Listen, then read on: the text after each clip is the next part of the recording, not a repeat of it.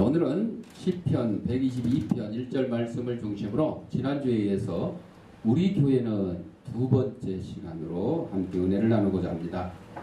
예수 그리스도가 교회에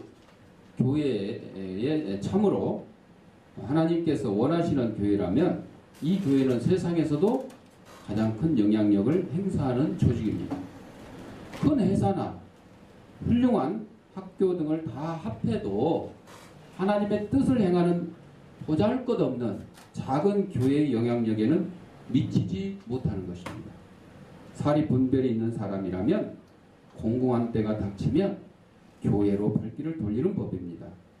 죄짐을 지고서 고나거든 슬픔을 이기려면 인생의 갖가지 문제를 해결하려면 줄인 심령들이라면 바로 교회로 나오셔서 해결받아야 됩니다. 사람들로 가득 찬 교회를 보면 즐겁고 그 사람들을 보면 더 즐겁습니다. 여러분 따라해 보세요. 자, 손을 이렇게 모아보세요. 그 다음에 올려보세요. 두 번째 손가락 올려보세요. 자, 이 엄지손가락. 이게 모습이 무슨 모습 같냐면 교회의 모습. 이제 문을 열어봅니다. 자, 이게 문을 열었어요. 안에 뭐가 있어요? 아무것도 없죠. 네, 반대로 깍지를 이렇게 끼세요. 자, 이것도 교회 모습입니다. 네, 문을 열어보세요.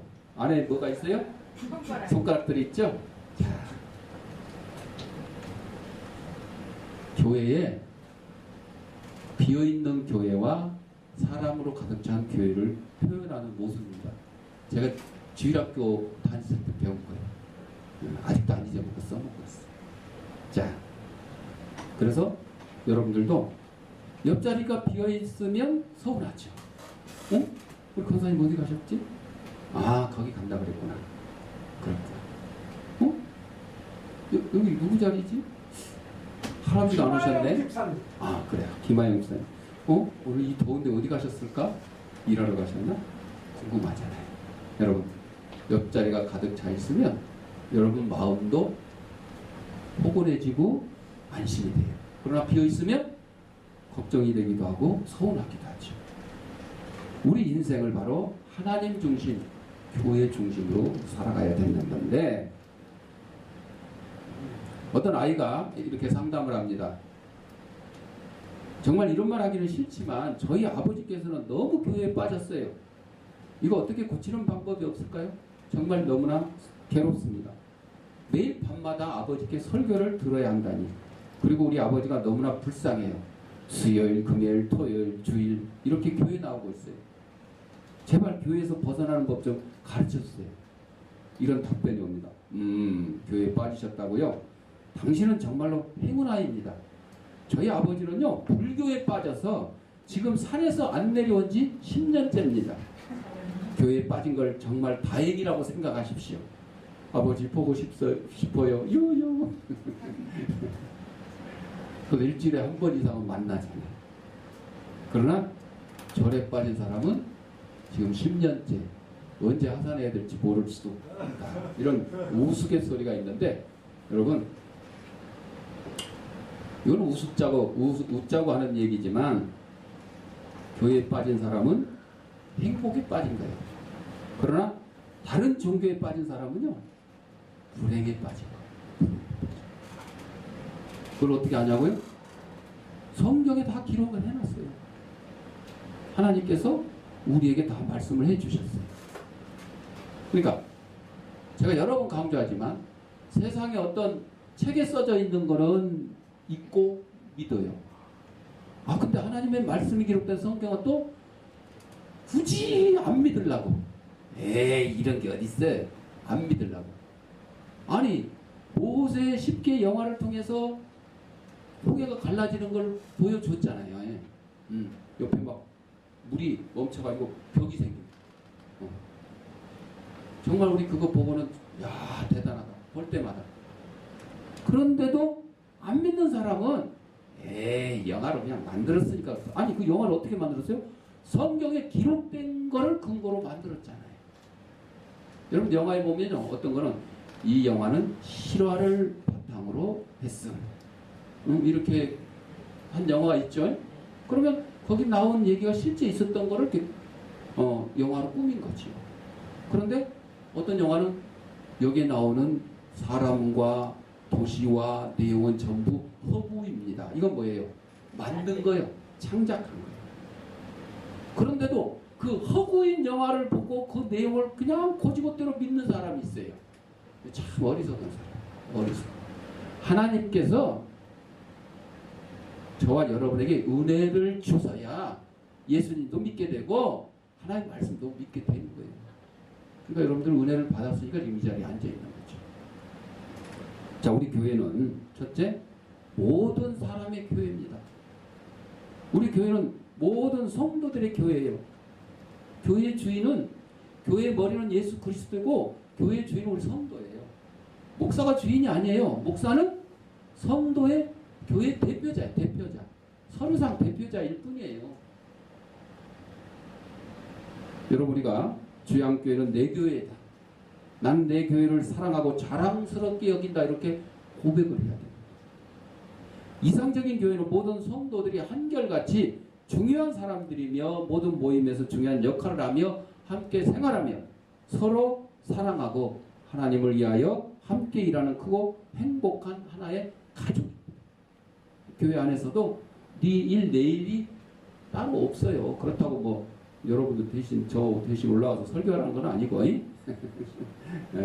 쓰레기 하나 떨어져서도 줍고 의자가 삐뚤어져서도 정리하고 이런 것들이 누구에게 책임이 지어지지 않고 다 하는 거죠.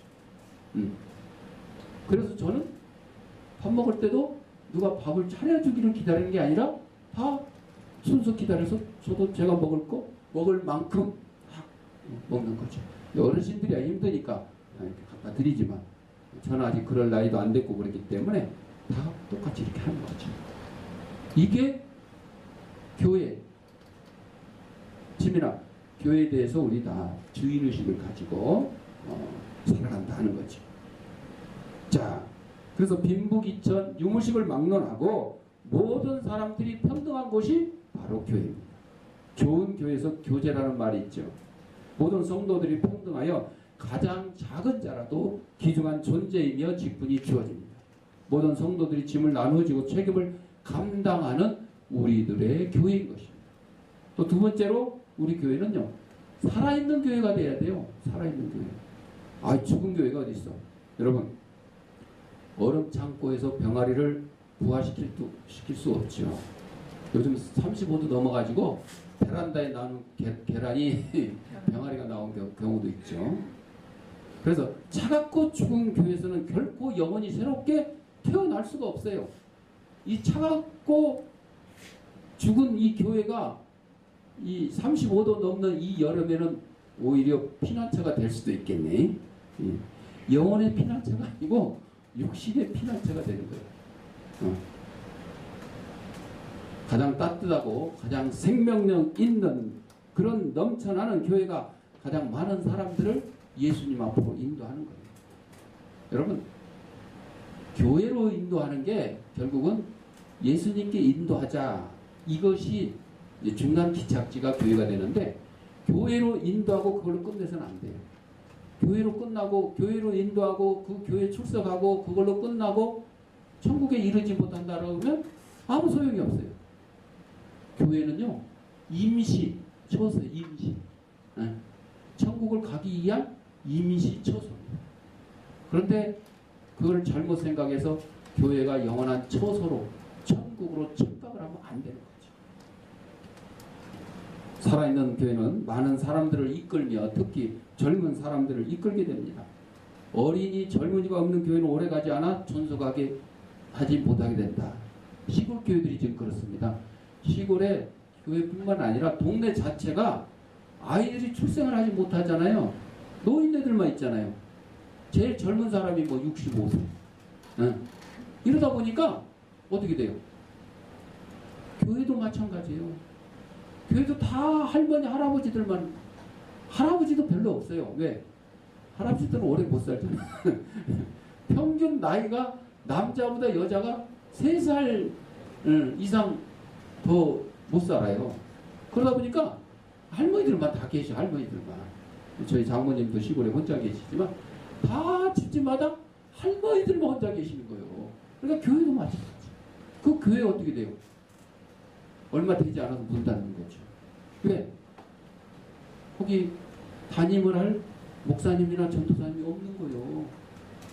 교인이 적다 보니까 목사님, 전도사님 생활비를 감당을 할 수가 없잖아요. 그리고 도시 큰 교회에서 지원을 해줘야 되는데 지원을 안 해주게 되면 교회를 유지할 수가 없는 거죠. 살아있는 교회는 중요한 일이 많이 행해지고 또 많은 사람들이 끊임없이 찾아오게 돼요. 교회예요. 거지만 많이 찾아와도 이거는 살아있는 교회예요. 우리가 전에 이제 목요일날 어르신들 보면 태릉교회에서 500원 준다고 거기 갔다가 지나가면서 여기도 교회 있는데 뭐 주려나 하고 들려가지고 왔길래 빵 있으면 빵 주고 라면도 주고 이렇게 했어요. 그랬더니 소문이 나가지고 여기 수십 명씩 와. 나중에 50명 넘게 와요. 감당이 안 되는 거죠. 그래서 뭐 아무 때나 또 오고 시간 관계없이. 그래서 목요일날 3시인가 이 앞에 모이시면 50명 한도로 번호 매기셔가지고 50명 지나신 분은 가시고 50명 한도로 저희가 뭐 있는 거 나눠드리겠습니다. 그렇게 해가지고 쌀도 나눠주고 빵도 나눠주고 뭐 바나나 나눠주고 음료수 나눠 그런 적이 있었어요. 그런데 그것도 하다 보니까 이 동네 이 골목에서 시끄럽다고 어르신들이 와가지고 서로 자리 싸움하고 내가 1번이네 2번이네 뭐 50편 잘렸네 안 잘렸네 그리고 또 벼룩시장 가지고 와서 깔고 앉았다가 그냥 놔두고 가기도 하고 그러니까 동네에서 시끄럽다 뭐 지저분해진다 이런 얘기가 자꾸 나오는 거예요.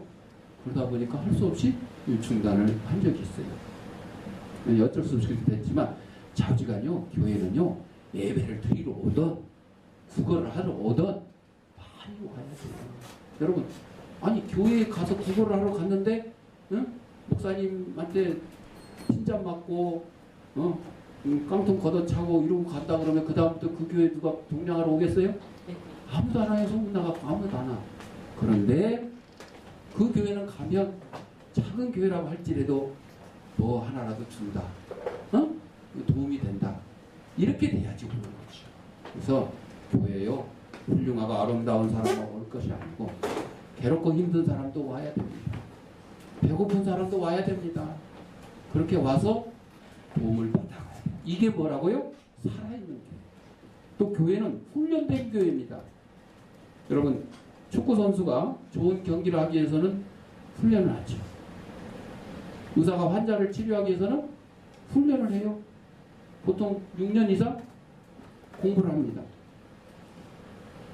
군대가 전쟁에서 승리하기 위해서는 군인들이 훈련소에서 훈련을 받습니다. 총 쏘는 법도 받고 제시훈련도 받고 철조망 통과하는 것도 받고 여러 가지 훈련을 받습니다. 길 찾는 법도 받고 또 학교에서 훌륭한 사람을 육성하기 위해서 학생을 공부시킵니다.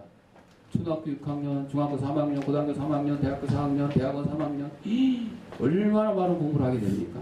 그런 것처럼 우리 교회에서도 성도들을 훈련을 해요. 그래서 저희 교회에서는 따로 시간을 안 내가지고 뭐 제자훈련이라든지 뭐 새신조 훈련 이거 안 하지만은 여러분 와서 예배 드리는 것 자체가 훈련이에요. 교육입니다. 농부 아들이 농업대학을 나오지 않고도 아버지와 같은 농부가 될 수 있는 거는요. 아버지한테 농사 짓는 법을 잘 배우면 돼요. 반대로 아버지한테 농사 짓는 법을 안 배웠더라도 농고를 나오고 농업대학을 나와가지고 거기서 배웠으면 아버지한테 안 배웠더라도 훌륭한 농사꾼이 될 수가 있어요. 우리는 스스로 훈련을 해야 돼요. 목사님이 훈련 안 해도 여러분이 스스로 훈련. 여러분 스스로 훈련하는 법이 뭐예요? 여러분이 알아서 기도하고 여러분이 알아서 말씀 사모하고 알아서 찬송하고 하면 되는 거죠. 잘 훈련된 성도는 하나님께서 큰 일에 귀하게 쓴다는 거죠. 모세와 바울의 경우가 그랬어요. 여러분 모세가 처음부터 하나님의 지도자로 부름받은 건 아니지만 어디 가서 자랐어요? 왕궁에 가서 왕자로 자랐어요. 그러니까 교육 잘 받았어요? 안 받았어요? 잘 받았잖아요. 그거를 세상에서 교육을 딱 시켜놓은 걸 갖다가 하나님 딱 데려다가 쓰신 거예요. 그러니까 훌륭한 지도자가 될 준비가 돼요. 사울 봐요. 사울이 예수님 믿기 전에는 가브리엘 밑에서 훌륭한 교육을 받았어요. 태어나자마자 로마 시민권을 가지고 있어요. 요즘 말하면 미국 시민권을 가지고 있는 거죠. 태어나자마자 미국 시민권을 가지려면 거기서 태어나면 돼요. 미국 가서 태어나면 돼요. 원정 출산이라고 그러죠. 태어나기만 하면 막 미국 시민권이죠. 사도 바울이 이렇게 세상적으로 교육을 잘 받았는데 하나님이 쓰시려고 딱 다메섹 도상에서 예수님이 나타나셨어요. 그리고 이후로 사울이 변하여 바울이 된 거예요. 이렇게 준비가 돼 있으면 하나님의 일꾼으로 쓰임받기가 좋다는 것입니다. 우리 성도들이 성경을 통하여 훈련받고 전도를 통하여 훈련받고 예배를 통하여 평생 훈련을 받아야 되는 거죠.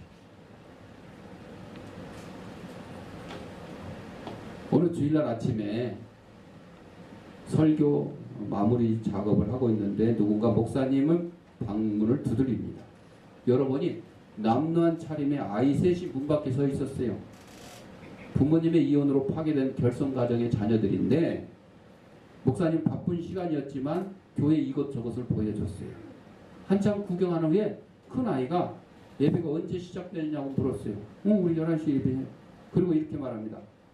양말짝이 달라도 예배당에 들어갈 수 있나요? 옛날 예배당은 마루로 돼가지고 신발 벗고 이렇게 들어갑니다. 목사님은 물론 그럴 수 있다고 안심시켰어요. 양말이 짝짝이라고 예배실에 못 들어온 건 아니니까. 그러자 아이가 다시 물어봅니다. 만약에 양말을 신지 않았으면 어떻게 되나요? 목사님 여전히 괜찮다고 말했습니다. 아이는 그제 안심이 된다는 표정으로 말합니다. 왜냐하면 제 양말은 짝이 틀리고 동생은 아예 양말을 안 신었거든요. 잠시 후에 강단에 올라선 목사님의 양말짝이 서로 다릅니다. 교인들이 우스꽝스러운 목사님 모습 보고 수군대기 시작합니다. 잠시 후에 예배 참석한 아이들의 양말짝이 서로 다른 것을 본 교인들이 이제 눈치를 챈 거죠. 조용히 서로 양말을 한 짝씩 바꿔 신기 시작합니다. 양말짝이 다르려니까 어떻게 해요? 옆 사람 거하고 바꿔 신어요. 옆 사람 거. 남다운 모습을 가진 아이들을 사랑으로 용납하기 위한 목사님과 교인들의 배려였습니다. 따뜻한 사랑을 체험한 아이들은 훗날 훌륭한 하나님의 일꾼이 되었다는 겁니다. 바로 그렇습니다. 우리 주양교회도 바로 이렇게 어렵고 힘들고 괴롭고 아픈 사람들이 오면 배려를 해야 된다는 것입니다. 또한 우리 교회는 신실한 교회가 되어야 돼요. 신실은 성공의 또 하나의 필수 요건이라고 했습니다. 신실한 일꾼이 사업을 하여 성공하는 것처럼 신실한 성도는 교회 일에 결코 게으르지 않습니다.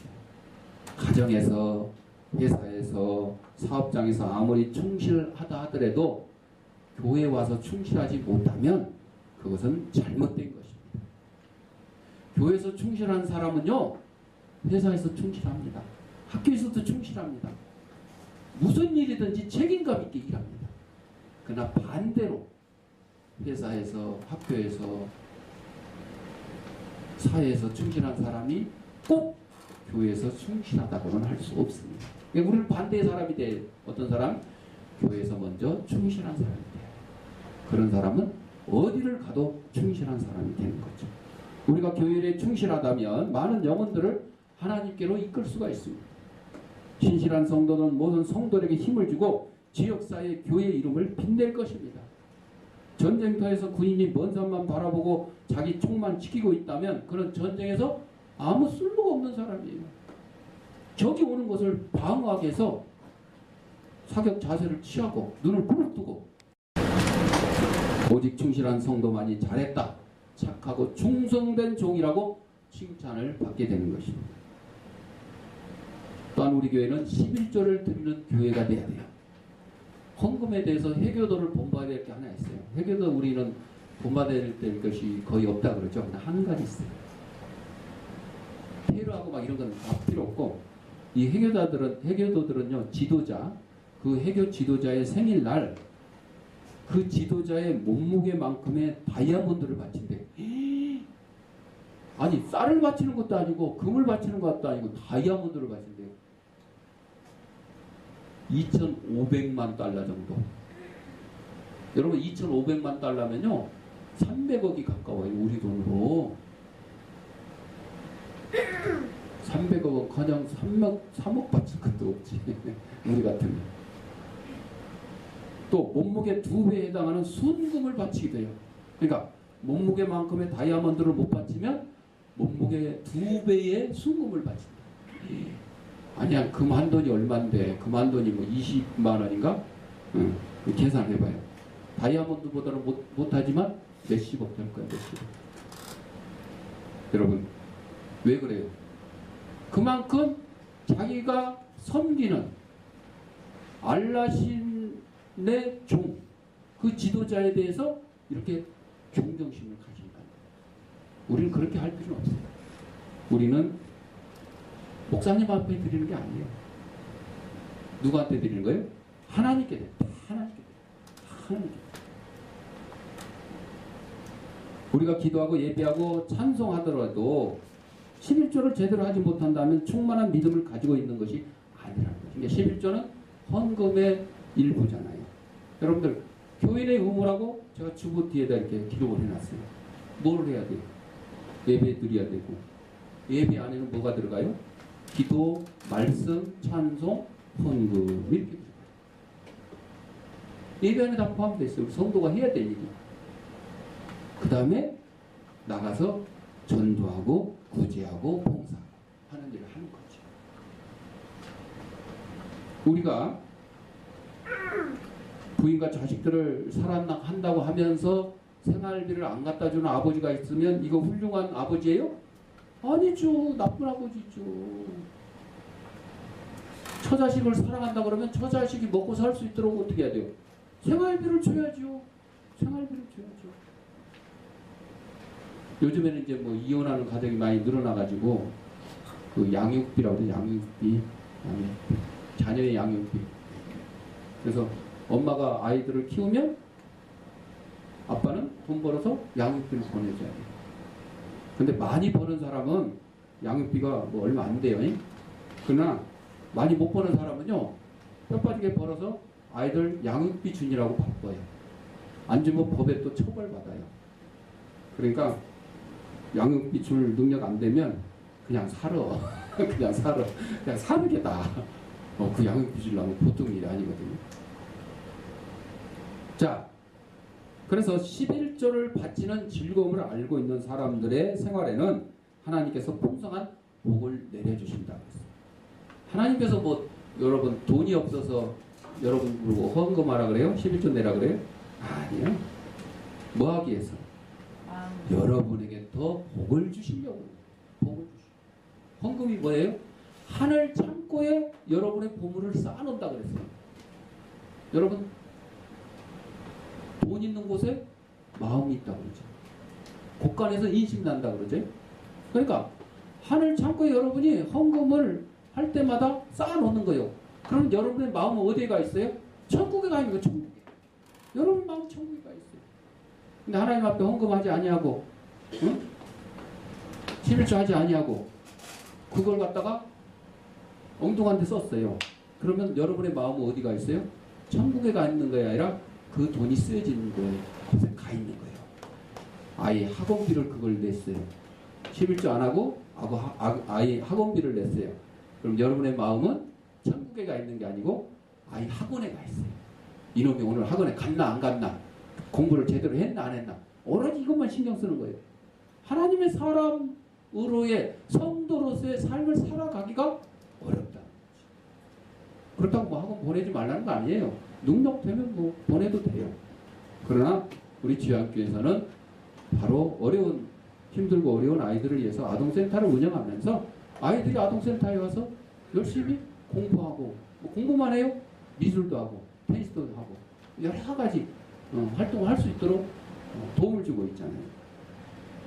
교회가 돈을 소유하기 위해서 11조를 하라는 것이 아니라 하나님께서 여러분을 소유하기 위해서 11조를 드리라고 하는 것입니다. 사랑하는 사람에게는 모든 것이 사랑하는 사람의 소유인 것입니다. 여러분, 자식을 사랑하면 자식에게 그냥 뭐든지 다 해주고 싶지 않아요.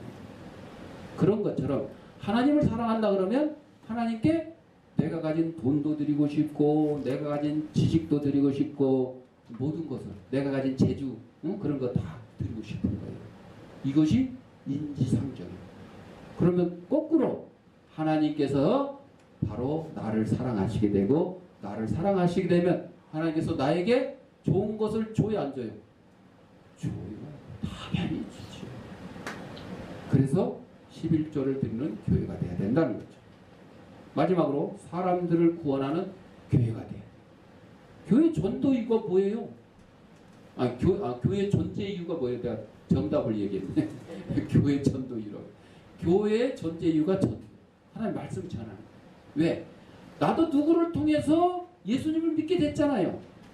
그렇다면 나를 통해서 누군가도 예수님 믿게 전도를 해요.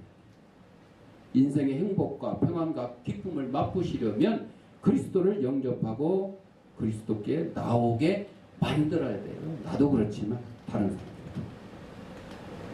등촌동에 가면 실로암 안과병원이 있어요. 김선태 목사님이 시각장애인이에요. 그래서 처음에는 실로암 안과병원의 원목으로 시작을 했다가 지금은 이제 그냥 대표자가 되었죠. 그래서 그리스도의 이름으로 무료로 많은 사람들을 치료해주고 수술해주고 있어요. 돈 없는 사람들 추천받아서 거기 보내면요. 백내장 수술, 녹내장 수술 이렇게 해요. 앞을 못 보는 사람 개안 수술이라고 그러죠. 눈을 뜨게 해준다. 그런 수술도 있죠. 그곳에서 치료받거나 수술받아 시력을 회복한 사람들은 많은 사람들을 그곳으로 안내를 합니다. 왜? 나도 이렇게 혜택 받았으니까 너도 이렇게 혜택 받아. 여러분 인터넷 쇼핑몰에 신상 나와가지고 뭐 좋은 거 막 나오고 성부 나오잖아요.